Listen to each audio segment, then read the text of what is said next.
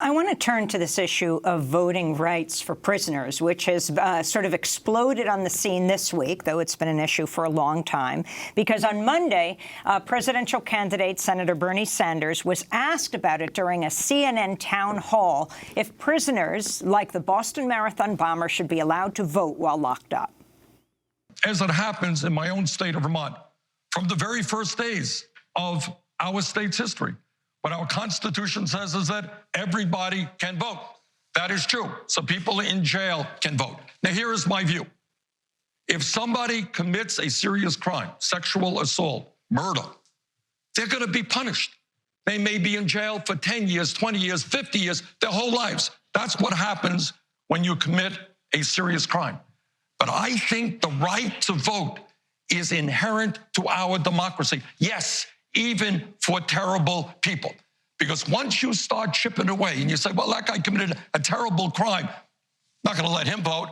Or that person did that, not going to let that person vote. You're running down a slippery slope. Of course, Senator Sanders comes from Vermont, where prisoners can vote, as can Maine. During another presidential forum that night on CNN, presidential candidate Pete Buttigieg, the mayor of South Bend, Indiana, came out against voting rights for prisoners. Part of the punishment when you're convicted of a crime and you're incarcerated is you lose certain rights. You lose your freedom. And I think during that period, it does not make sense to have an exception for the right to vote. And CNN's Don Lemon put the question to Senator Kamala Harris of California during their presidential town hall that night. But people who are convicted in prison, like the Boston Marathon bomber, on death row, people who are convicted of sexual assault, they should be able to vote? I think we should have that conversation. So she said, I think we should have that conversation Monday night. But on Tuesday, Senator Harris said, quote, I'm a prosecutor. I believe there has to be serious consequence for the most extreme types of crimes, unquote. Senator Elizabeth Warren has also weighed in about allowing prisoners to vote. Speaking at an event in South Carolina, she said, quote, I'm not there yet. Ari Berman. Well, this really is not as radical as it seems. As you mentioned, 2 states, Vermont and Maine, already allow prisoners to vote. Virtually every other industrialized democracy in the world allows prisoners to vote. And it's not about whether terrible people should lose all of their rights or be punished. It's about whether you lose fundamental citizenship just because you did one thing wrong.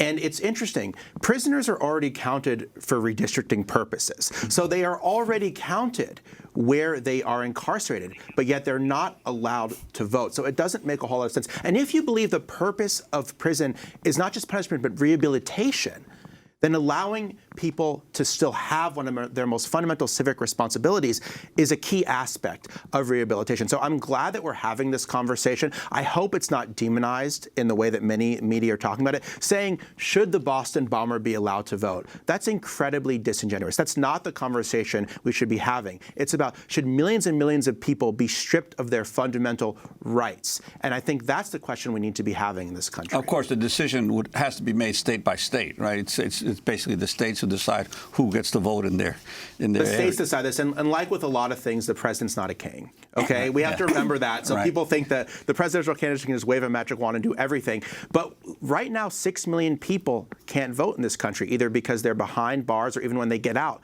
they still can't vote. And the question is, should voting be a fundamental right for everyone, no matter what you do, or should it be something that's restricted to one segment of the population or another? And what Bernie Sanders is saying is that if you go down that road, deciding some people can vote and not others, that's just going to lead to wider and broader disenfranchisement. Well, we want to thank you both for joining us. Ari Berman is senior writer at Mother Jones, author of the book Give Us the Ballot, The Modern Struggle for Voting Rights in America.